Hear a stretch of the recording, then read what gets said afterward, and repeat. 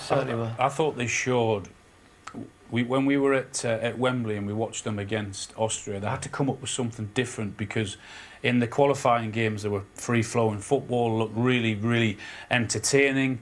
But then they had to find a way in extra time. They brought the subs on, showed the quality in their squad. But tonight's performance had everything. It had quality going forward. They had to dig deep in midfield. And then towards the last 20 minutes or so, they had to defend for their life. And they're brilliant at that. We know that. And they did it superbly. Yeah, they might have changed their style, but they've not forgotten some of their strengths, Jürgen. Yeah, no, I mean, they always can rely on their strong defensive DNA that they have. You know, when it matters to defend a result, it's very difficult to crack down the Italians, and they know how to kind of waste a little bit of time here and there.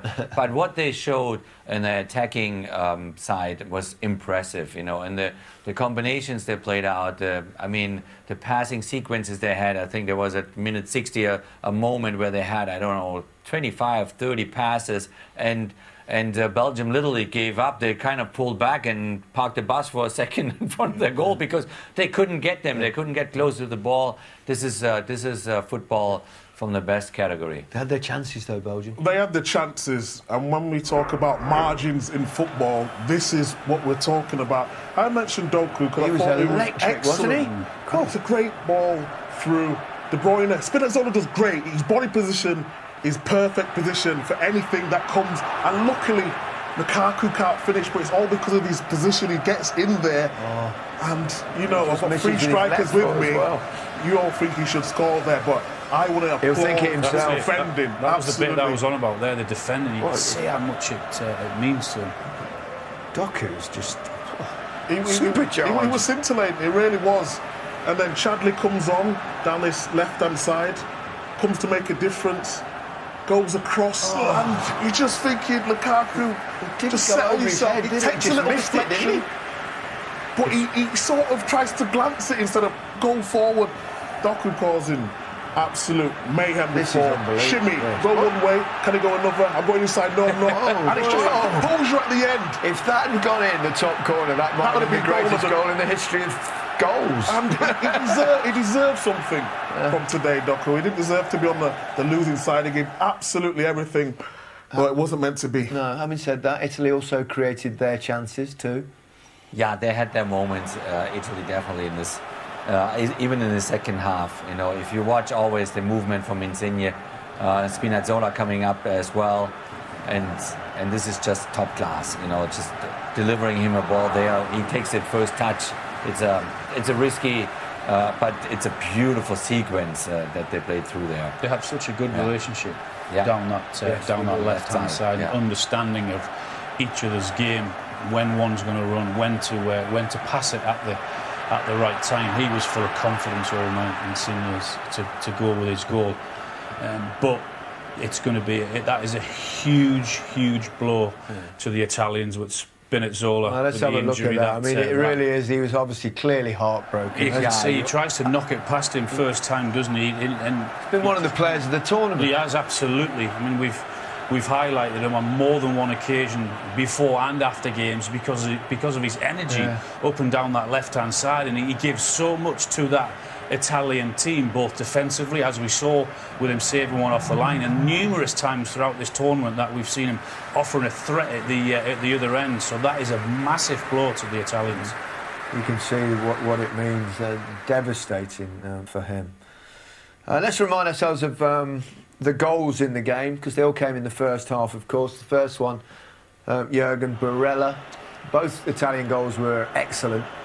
Yeah, this is, I mean, first the sequence here, I think Vertonghen kind of, you know, misses that pass, and the ball ends up with Barella in the box. And this little kid is so inventive, so spontaneous in a certain way. He reads the little space around him well, you know, makes 2-3 moves, and then, you know, the way he finishes it with his right foot, outstanding. He's done that with Inter Milan a couple of times this year. This is a player that will dominate it for years to come in Italian football. Yeah, he's going to be a big player, isn't he? He's going to be a big player. No question about that. Someone who's a little player, Insigne. But actually, we've got Immobile. Oh, we've just got this scene, actually, Immobile. We talked about it at half-time, actually, didn't we? where if you look at him, he's like, he kind of goes down. Look, oh, he's trying desperately to get a penalty. Oh, I'm in agony, I'm in agony, I'm in agony. And then the ball goes in. I'm all right.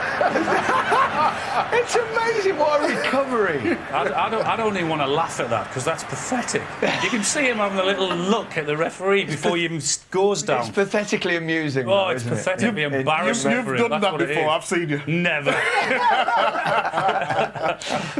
Well, we tried to get in the Insigne goal. That was beautifully bent into the top corner. Yeah, I said at half time, he comes in this inside position and he can go both ways. That's where it's difficult. But the defenders have got to come out.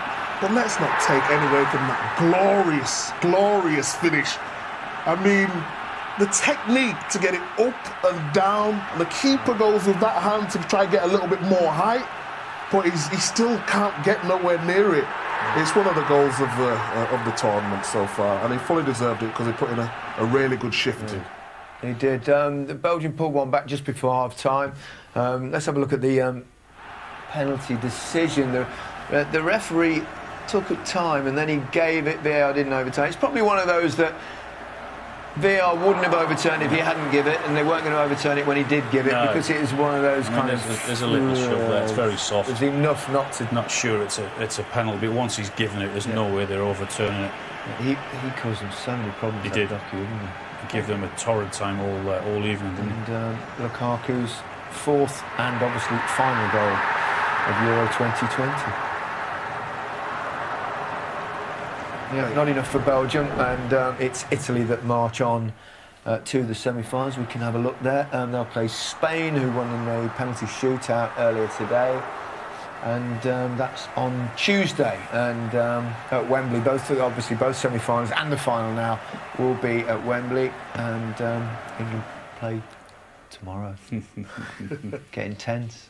Really ready for that one. Can't wait. It should be. They've got to make the most of it. What an unbelievable opportunity it is for this set of England players and the manager to go on and achieve something. Really Italy will take some beating though, won't they, in this tournament? Yeah, we're a solid side. Good offensively, good defensively. Great manager, great passion, everything. We'll take some real beating. Yeah, Jürgen? Yeah, definitely. Favourites? Do you think they're the favourites? Or? Yeah, I mean, whoever ends up now in the semi-finals, they are, you know, it's down to the form on that specific moment and that day. England is right there. They need to use that opportunity tomorrow night. This is big. It's never coming back. So easy. So we're out of time. Thanks everyone. Back on the bench tomorrow for me. Indeed. Great win for Italy. Torna a casa.